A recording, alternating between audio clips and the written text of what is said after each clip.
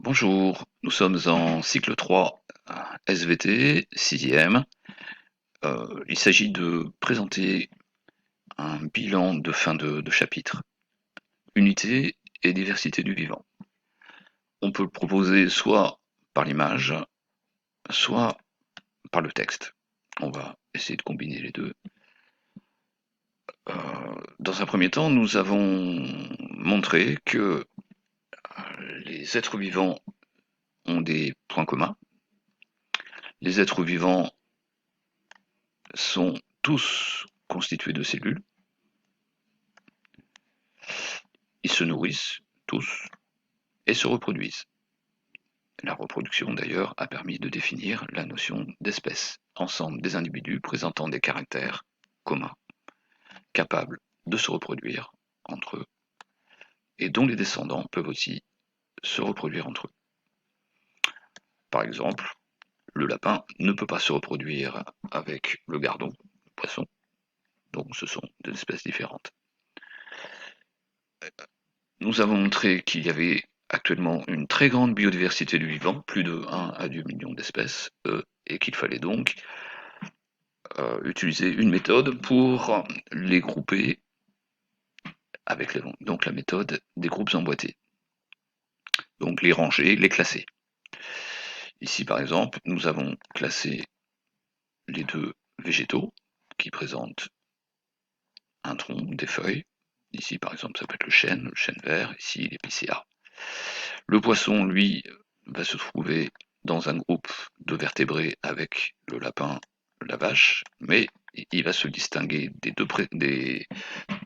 deux autres parce que il n'a pas 4 membres, il a des nageoires rayonnées.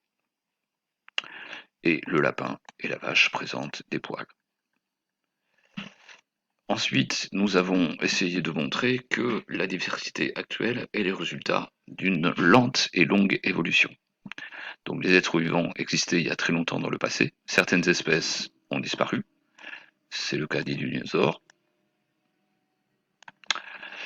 Les mammifères primitifs ont disparu également. Les trilobites, qui sont, avec la libellule géante des non-vertébrés, ont disparu aussi. On ne les retrouve plus aujourd'hui. Par contre, ce qu'on peut trouver,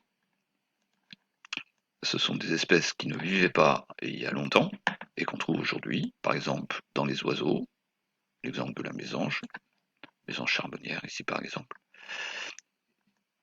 La souris, petit mammifère qui est apparu il y a longtemps mais qui n'existait pas au moment des dinosaures. Et évidemment les êtres humains qui sont apparus très très récemment. Quant à la libellule, il existe encore aujourd'hui des espèces de libellules, mais de beaucoup plus petite taille. Et enfin, on peut présenter aussi le bilan par le texte, classer les espèces et faire l'inventaire du vivant. Pour faire l'inventaire du vivant, on identifie les espèces à l'aide d'une clé de détermination. On les classe ensuite dans des groupes selon les attributs ou caractères qu'elles partagent. Un exemple.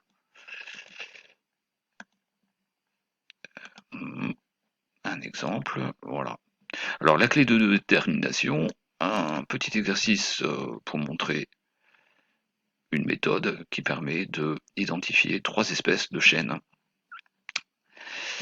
Le chêne vert, voilà la clé, elle se présente comme ceci, celui de gauche à droite, et à chaque fois on pose la question, feuille entière à bord lisse, si oui, c'est le chêne vert, si la feuille entière est à bord lobé, à ce moment-là ça peut être 2 solutions, soit le chêne pédonculé, soit le chêne sessile. Eh bien on regarde donc le bord, il est lisse dans l'échantillon 3, c'est donc le chêne vert. Si le bord est lobé, si le pédoncule est long, c'est la petite tige qui maintient le gland, le fruit du chêne, à la branche. Donc là, il est long. C'est donc le chêne pédonculé. Et le pédoncule court, il s'agit du chêne sessile. Voilà, exemple de utilisation d'une clé de détermination. Quant aux groupes emboîtés, on en a parlé un petit peu tout à l'heure. On regarde les caractères. S'ils sont présents, on met un signe plus. S'ils sont absents, soit on met un signe moins ou on met rien. Donc là, on voit bien que mésange souris présente un squelette interne en commun, 4 membres. Donc on va les regrouper dans la boîte orange. Et donc pour les uns, ça va être présence de plumes pour la mésange et présence de poils pour la souris. Et de la même façon, pour les non-vertébrés, l'escargot par exemple, l'escargot, il va présenter une coquille et un corps mou, c'est la boîte marron. Quant au crabe vert, il présente un squelette externe, ici, des pattes articulées et deux paires d'antennes. Voilà un exemple de groupes emboîtés.